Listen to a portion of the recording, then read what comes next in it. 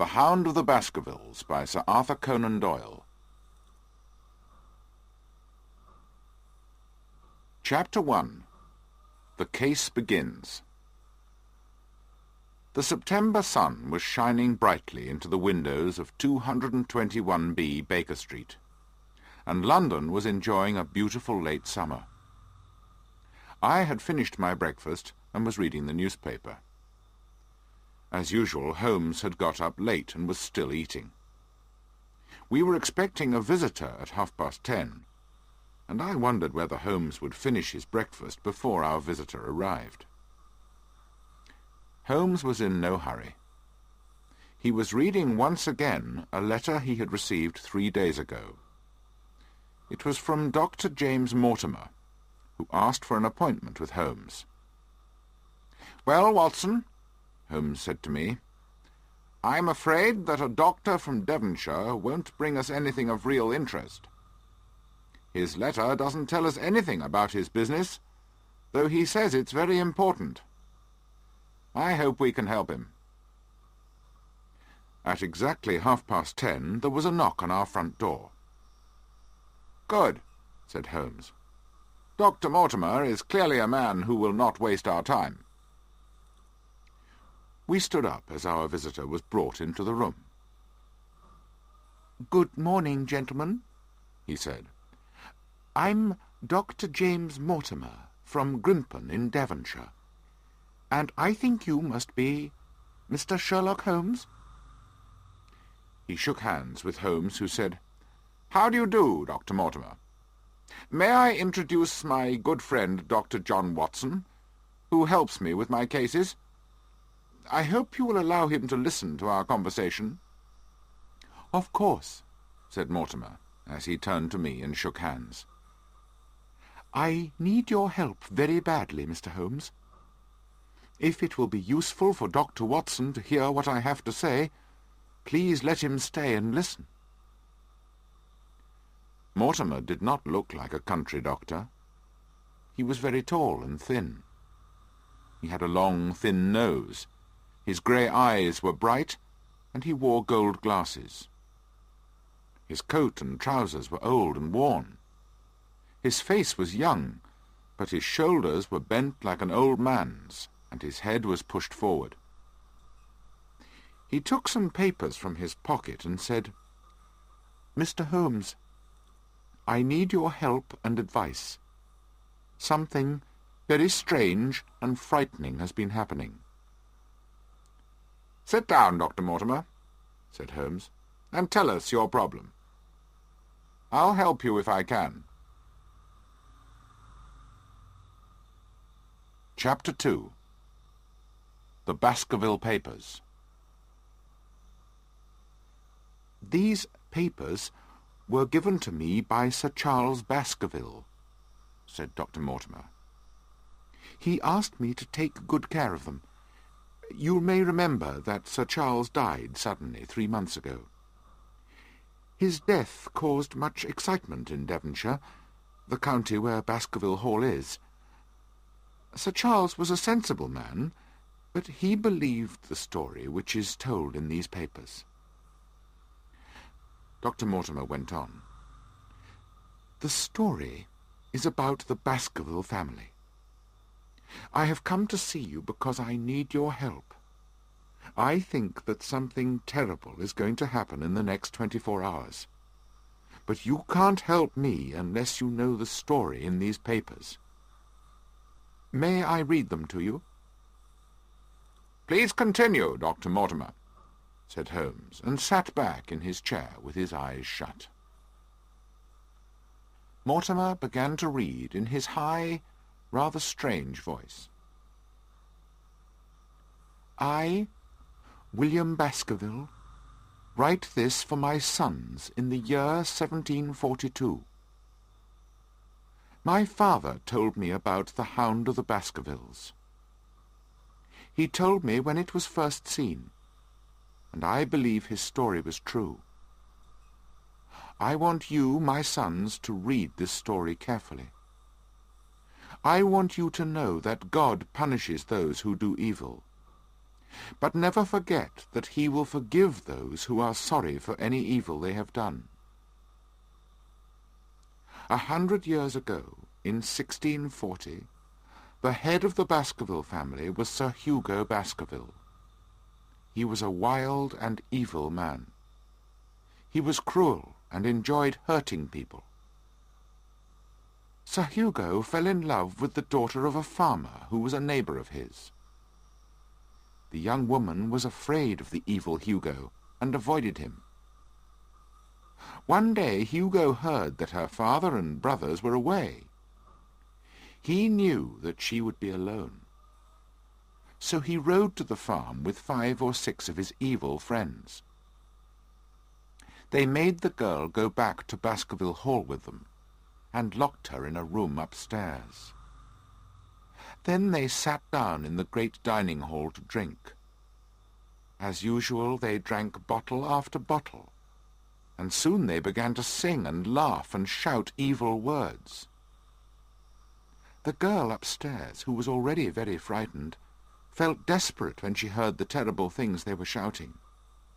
So she did a very brave thing. She opened the window, climbed out of the room and down the ivy on the wall. Then she started to run across the moor towards her home. A little while later, Hugo left his friends and went upstairs to the room to take her some food and drink.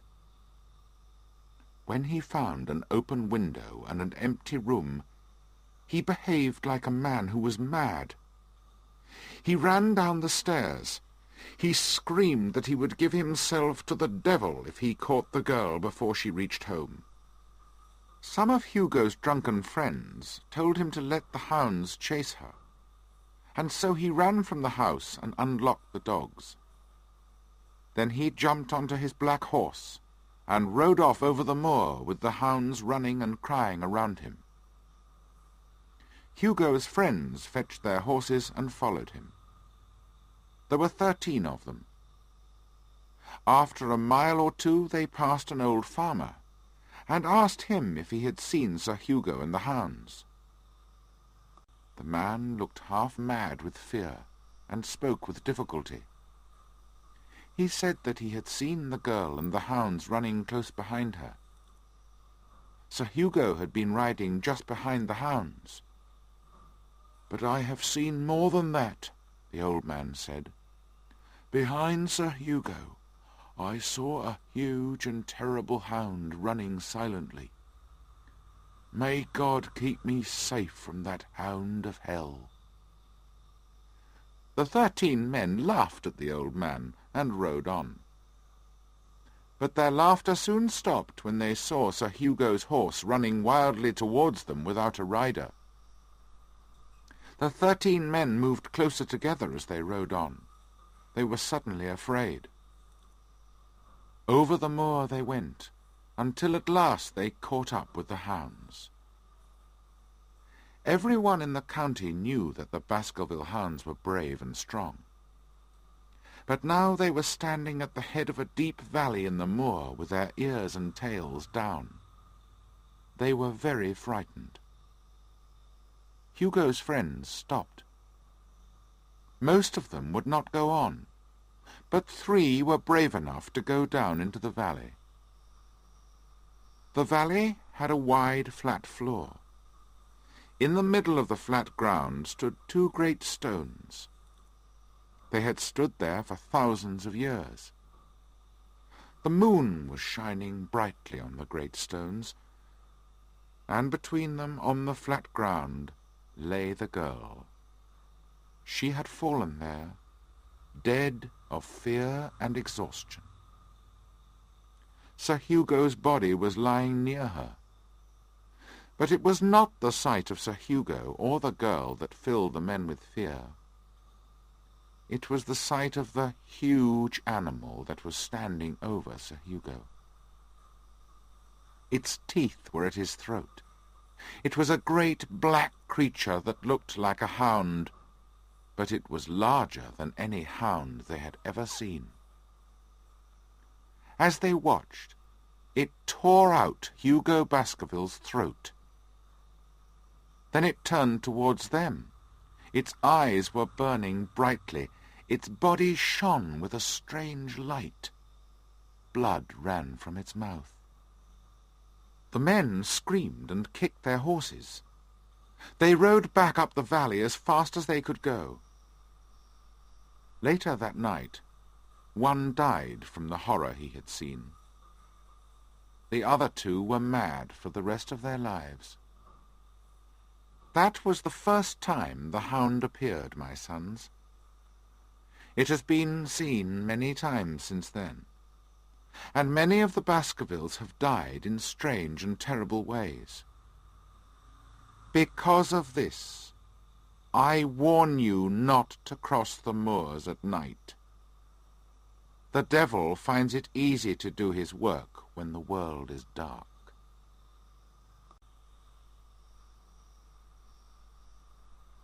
Chapter 3. How Sir Charles Died.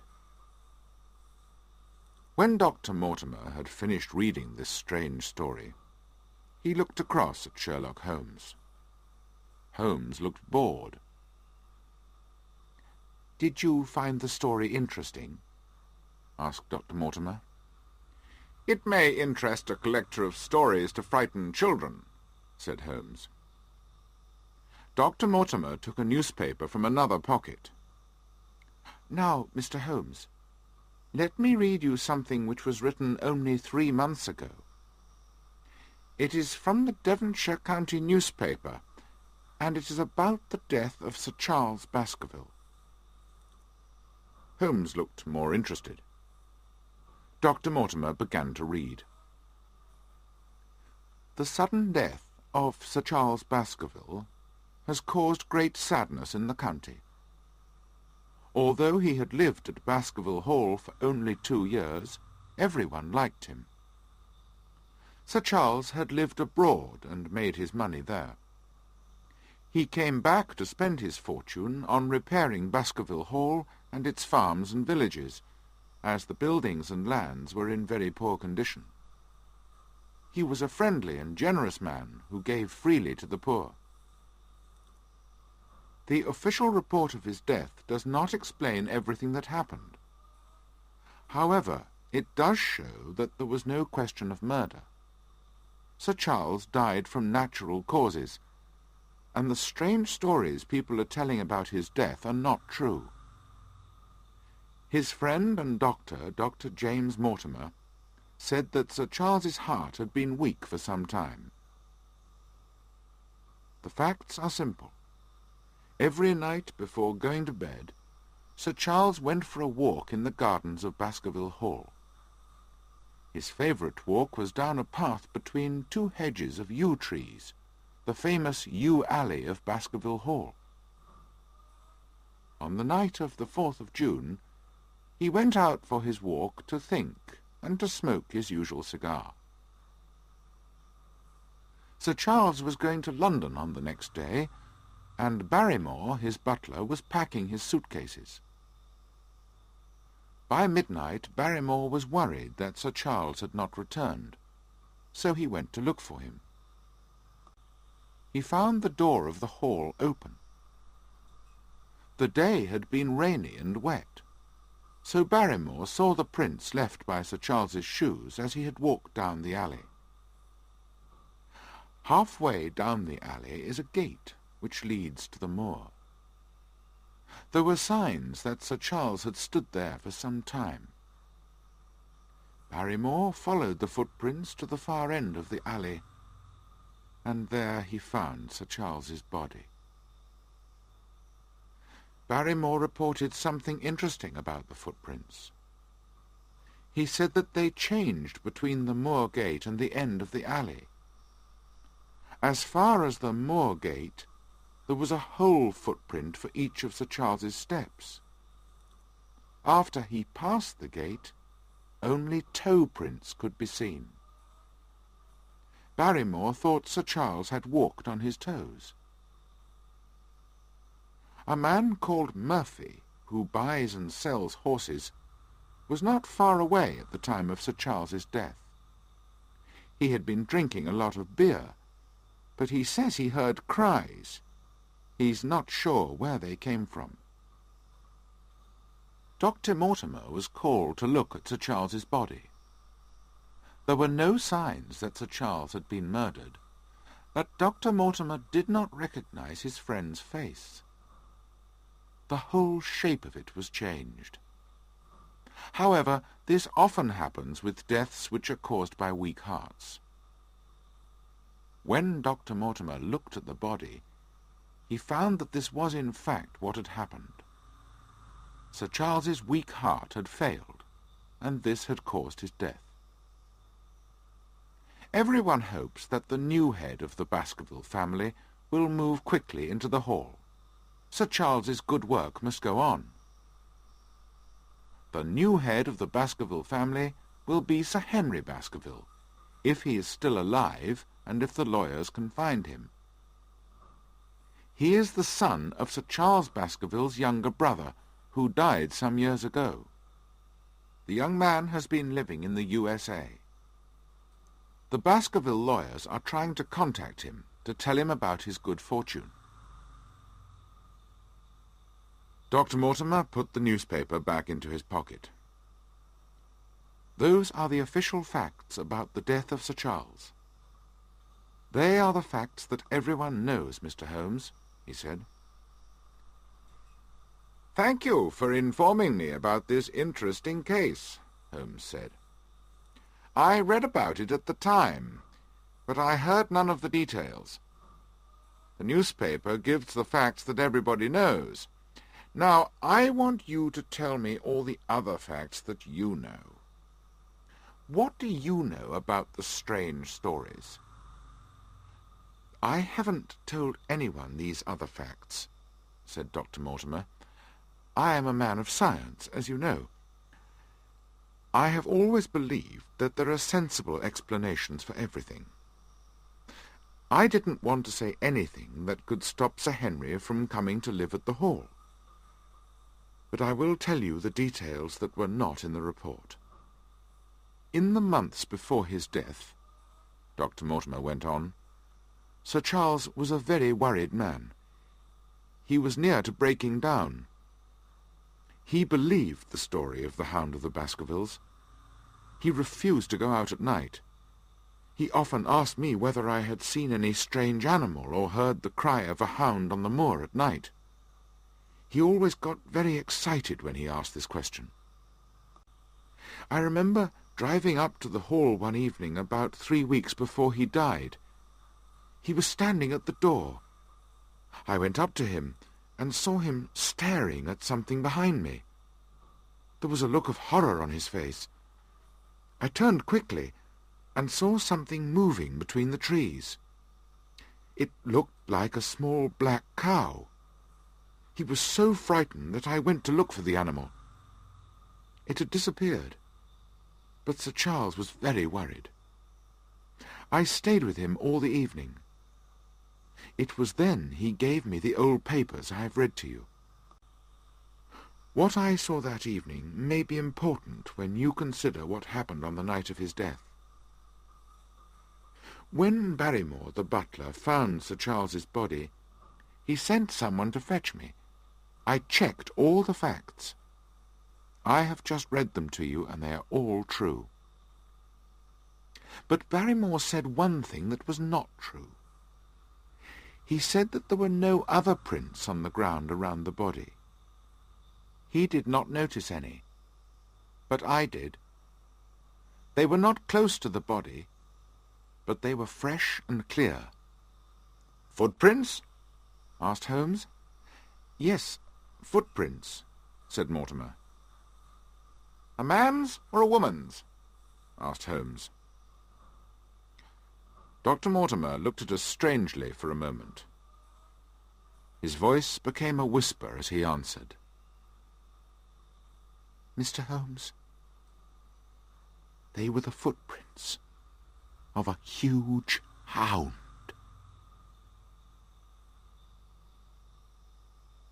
Chapter 4. The Problem. I felt a moment of fear as Mortimer spoke these words. Holmes sat forward in his excitement, and his eyes showed he was very interested indeed. "Why did nobody else see these footprints?" he asked.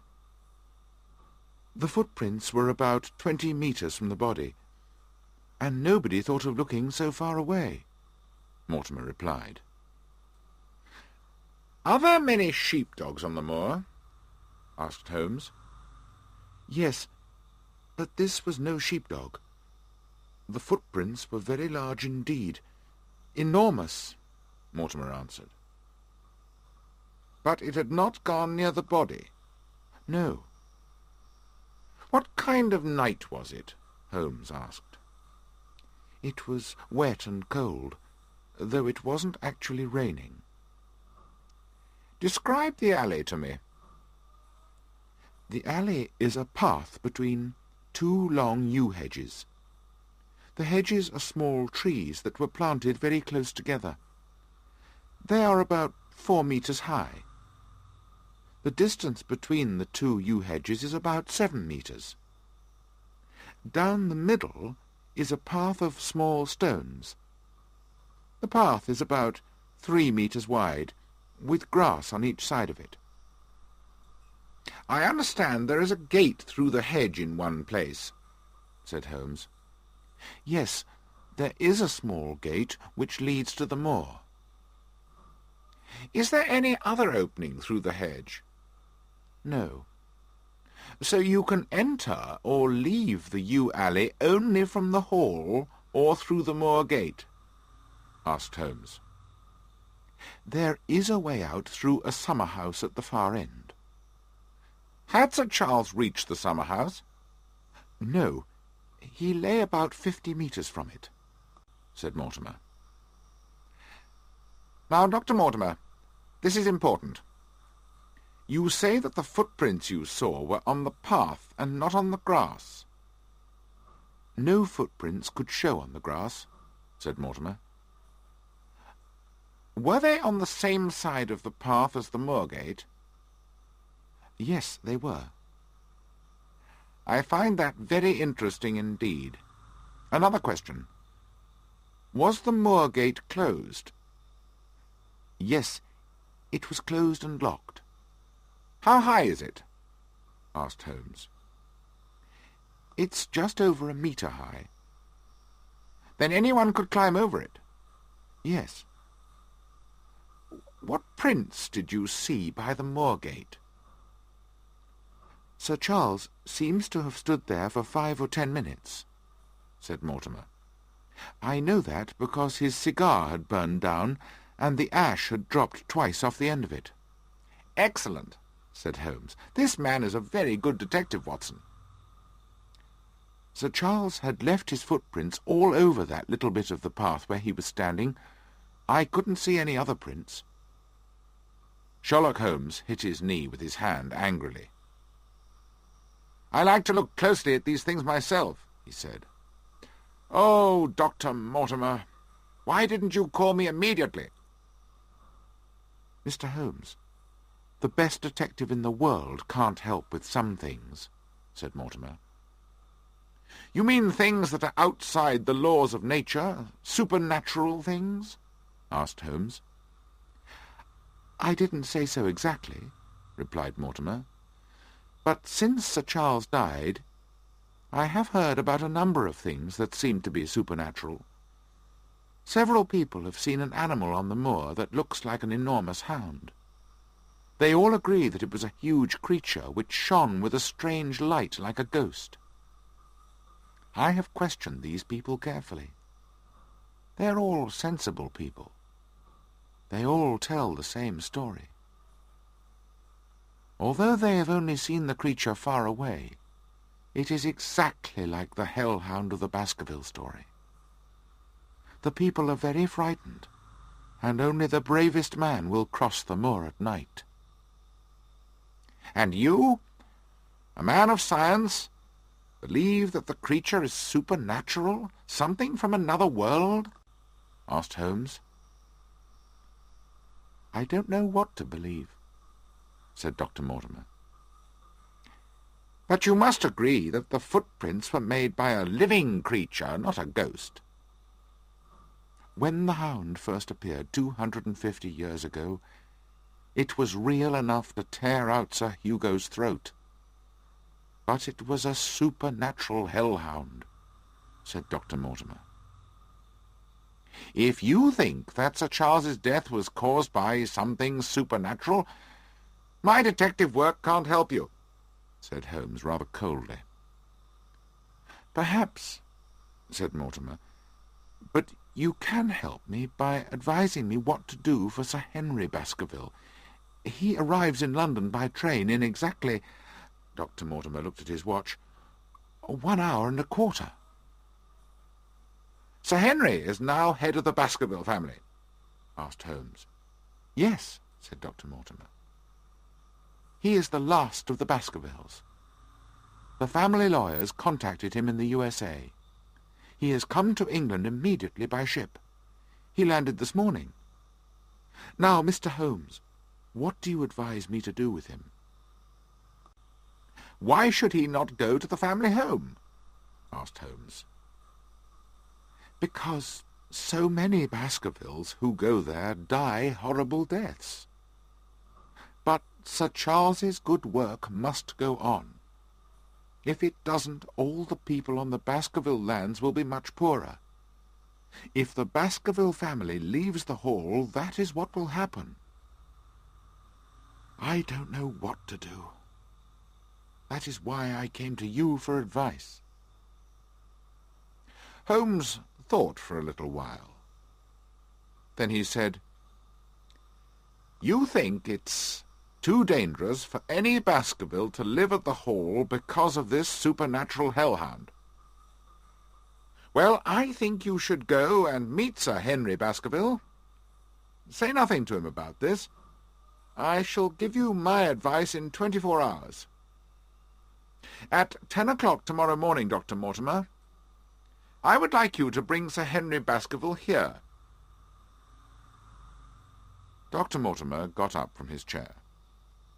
As he was leaving the room, Holmes said, One more question, Dr. Mortimer. You said that before Sir Charles's death, several people saw this strange creature on the moor. 3 people did, said Mortimer. Did anyone see it after the death? I haven't heard of anyone. Thank you, Dr. Mortimer. Good morning. After Mortimer had left us, Holmes sat down in his chair. He looked pleased. He always looked pleased when a case interested him. I knew that he needed to be alone to think about all that he had heard. I went out for the day, and came back to find the room full of thick smoke from Holmes's pipe. "What do you think of this case?" I asked him. "It's hard to say. Take, for example, the change in the footprints. Did Sir Charles walk on his toes down the alley? Only a stupid person is likely to believe that. The truth is he was running for his life. He ran until his heart stopped and he fell dead." "What was he running from?" I asked. "That is the difficult question," said Holmes. "I think he was mad with fear before he began to run. He didn't know what he was doing. That explains why he ran away from the house instead of towards it. He was running away from help. The next question. Who was he waiting for that night? And why was he waiting in the yew alley and not in the house? You think he was waiting for someone? Sir Charles was old and unwell. We can understand why he took a walk each evening. But why did he stand in the cold on wet ground for 5 or 10 minutes? Dr. Mortimer cleverly noted the cigar ash, so we know how long Sir Charles stood there. We know that he kept away from the moor, so it's unlikely that he waited at the moor gate every evening. I am beginning to understand some things, Watson. but I'll think no more about it until we meet Dr. Mortimer and Sir Henry Baskerville in the morning. Please give me my violin." And Holmes began to play his violin. He had done all the thinking he could. Now he needed more details of the case to help him. Chapter 5. Sir Henry Baskerville. Dr. Mortimer and Sir Henry Baskerville arrived at exactly 10 o'clock the following morning. Sir Henry was a small, healthy, well-built man. His face showed that he had a strong character. He wore a country suit of thick, red-brown material, and his skin showed that he spent most of his time in the open air. "I'm glad this meeting was already arranged," Sir Henry said after we had shaken hands with our visitors. "I need your help, Mr. Holmes. A strange thing happened to me this morning. Look at this letter." He put a piece of paper on the table. On it were the words, "Do not go on to the moor. If you do, your life will be in danger." The words had been cut out of a newspaper. "Can you tell me, Mr. Holmes, what this means, and who is so interested in me?" Sir Henry asked. "This is very interesting," said Holmes. "Look how badly it has been done. I think the writer was in a hurry. Why? Perhaps because he did not want somebody to see him. I think the address was written in a hotel. The pen and the ink have both given the writer trouble. The pen has run dry 3 times in writing a short address. There was probably very little ink in the bottle. A private pen and bottle of ink are never allowed to get into that condition. Hello, what's this?" He was holding the letter only a few centimetres from his eyes. "Well?" I asked. "Nothing," he said, and threw the letter down. "Now, Sir Henry, have you anything else to tell us?" "No," said Sir Henry, "except that I have lost one of my shoes. I put a pair outside my door last night. I wanted the hotel to clean them, but when I went to get them this morning, one had gone. I only bought them yesterday, and I've never worn them, but I wanted a good shine on them." "One shoe seems a useless thing to steal," said Holmes. "I'm sure the shoe will be found in the hotel and returned to you. But now we must tell you some things about the Baskerville family." Dr. Mortimer took out the old Baskerville papers and read them to Sir Henry. Holmes then told him about the death of Sir Charles. "So this letter is from someone who is trying to warn me or frighten me away," said Sir Henry. "Yes," said Holmes, "and we have to decide if it is sensible for you to go to Baskerville Hall. There seems to be danger there for you." "There is no man or devil who will stop me from going to the home of my family," said Sir Henry angrily. "I want some time to think about what you have told me. Will you and Dr. Watson join me for lunch at my hotel in 2 hours' time? By then I'll be able to tell you what I think." Dr. Mortimer and Sir Henry said good-bye, and decided to walk back to their hotel.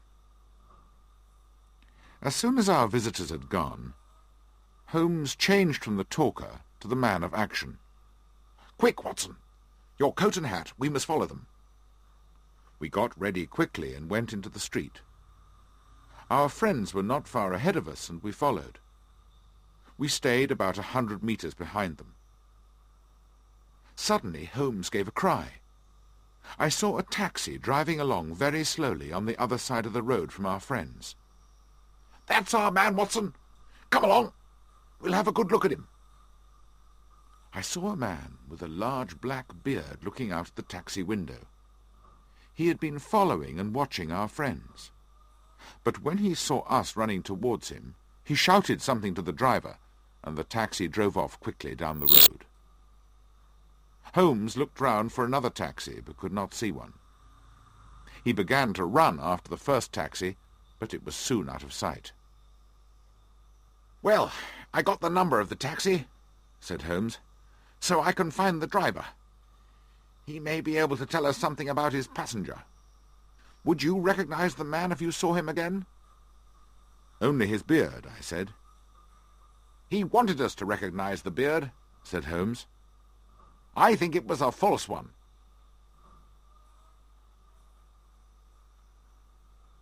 Chapter 6. More Mystery. Later we went on to Sir Henry's hotel. He was pleased to see us, but rather angry because another of his shoes had disappeared. This time it was one shoe of an old pair.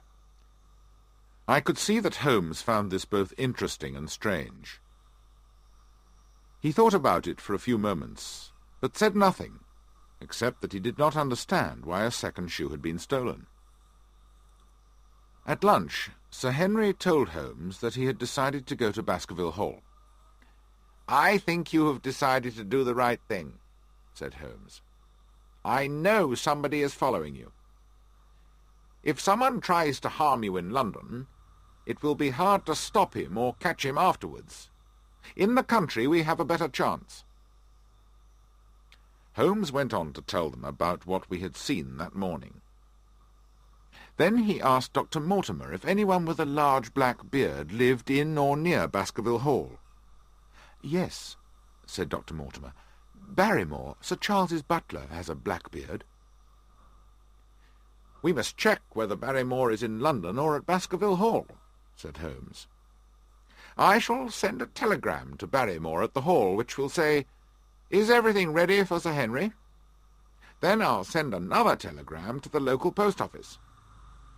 This one will say, 'Please put telegram to Mr. Barrymore into his own hand. If he is away, please return telegram to Sir Henry Baskerville.' I'll give your address at this hotel. We shall know before evening whether Barrymore is in Devonshire or not." "Barrymore and his wife have a very fine home, and nothing to do while the family is not living in the Hall," said Sir Henry. "That's true," said Holmes. "Did the Barrymores receive anything from Sir Charles's will? And did they know that they would get some money when he died?" "Yes," said Dr. Mortimer. "They each received £500, and Sir Charles told everyone what he had written in his will." "That's very interesting," said Holmes. "I hope you don't suspect everyone who got something from the will," said Dr. Mortimer. "I received £1,000. "Indeed," said Holmes. "And who else received money?" "A lot of people received a little money. He gave a lot of money to a number of hospitals. The rest all went to Sir Henry, who received £740,000. "I had no idea it was so much," said Holmes in surprise. "The Baskerville lands are worth about £1 million, Dr. Mortimer said. "Dear me," said Holmes. "A man could kill for that much. One more question. If something happened to our young friend here, who would get Baskerville Hall and all its lands?" "Well, as you know, Sir Charles had 2 brothers. Sir Henry is the only son of Sir Charles's younger brother. The youngest brother of the 3, Roger, was a criminal. The police wanted him, so he had to leave England. They say he looked exactly like the family picture of old Sir Hugo, who first saw the hound. He was the same kind of man, too. He went to South America, where he died of a fever. So, if Sir Henry died, Baskerville Hall would go to James Desmond, who is a cousin of the Baskervilles. James Desmond is an old man who lives in the north of England. His life is very simple, and he would not want to be rich." "Thank you, Dr. Mortimer," said Holmes. "Now, Sir Henry, I agree that you should go to Baskerville Hall as quickly as possible. But you must not go alone. I myself cannot leave London at the present time. I'm working on another case. I'm trying to save one of the most important men in England from a difficult situation. I hope my friend Watson will go with you. If there is danger, you could not have a better man by your side." Sir Henry and I were both very happy with this idea, so we arranged to travel to Devonshire on the following Saturday. Just as we were leaving Sir Henry's room, he gave a cry and got down on his knees by the table. "Here's my brown shoe that was lost," he said, reaching under the table. "That's very strange," said Dr. Mortimer. "We both searched the room before lunch, and it wasn't under the table then." None of the people who worked at the hotel could explain how the shoe had got back into the room. So we had another mystery. On the way back to Baker Street in the taxi, Holmes sat thinking deeply. All through the afternoon and the evening he went on thinking silently and smoking pipe after pipe. Just before dinner a telegram arrived. It was from Sir Henry and said, "Have just heard that Barrymore is at the Hall." "So we don't have the answer to the mystery of the man with the beard," said Holmes. "But perhaps we shall soon have an answer to another question." At that moment the doorbell rang. It was the driver of the bearded man's taxi. "I got a message that you wanted to see me," said the driver. "I hope there's nothing wrong." "No, no, my good man," said Holmes. "In fact, I'll give you some money if you can answer my questions clearly. Tell me all about the man in your taxi this morning. He was watching this house at 10 o'clock, and then told you to follow the two gentlemen who came out of it." The taxi driver was surprised at how much Holmes seemed to know. He answered, "The man told me that he was a detective, and that I should say nothing about him to anyone." "This is a serious business," said Holmes, "and you will be in trouble if you try to hide anything. What can you tell me?" "The man told me his name," said the driver. Holmes looked like a man who has just won an important game. "That was not very clever of him," he said. "What was his name?" "His name," said the taxi driver, "was Sherlock Holmes." I have never seen my friend look more surprised. Then he laughed loudly. "Tell me where he got into your taxi, and everything that happened." We already knew most of what the taxi driver told us. But we learned that after we had lost sight of the taxi, it had gone to Waterloo Station, where the man had caught his train. The taxi driver said that the man was well dressed and had a black beard and pale face. He was about 40 and not very tall. The driver did not know the colour of the man's eyes. Holmes gave the man £1 and sent him away. Then he said, "We have a very clever enemy, Watson. He is winning the game at the moment. We have no answers at all to the strange things that have happened in London.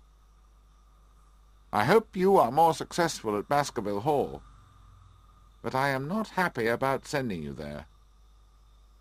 There is too much danger in this case."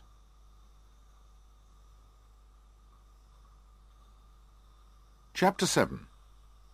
Baskerville Hall. Holmes came to Waterloo Station to say good-bye to us. Our friends told him that they were sure nobody had followed them since our last meeting. Sir Henry's other shoe had not reappeared. Holmes repeated his warning that Sir Henry should not go on the moor at night, and should not go anywhere alone.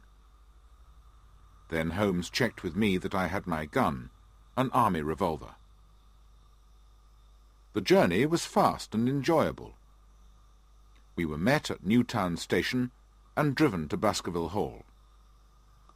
The countryside we drove through was beautiful, but behind it we could see the long, dark, frightening hills of the moor. As we turned a corner, we were surprised to see a soldier on horseback. He was carrying a gun. Dr. Mortimer asked our driver why the soldier was there. "A dangerous criminal has escaped from the prison, sir," he told us. "He's been free for 3 days now, and people are frightened. His name is Selden. He's the man who did that murder in London."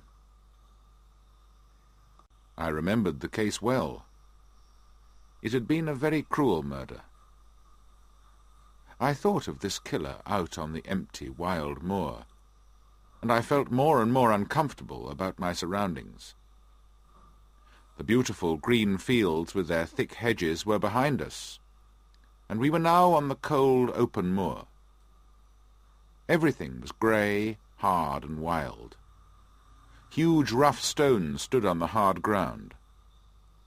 The tops of the hills stood sharply like cruel teeth against the sky. A cold wind was blowing, and night was falling. I saw Sir Henry pull his coat closer round him. At last we reached the gates of Baskerville Hall. From the gates a long, dark road led up to the house, with the black shapes of old trees on each side of it. At the end of this road we could see the great house standing with a pale light round it like a ghost. "I can understand why my uncle felt that trouble was coming to him here,"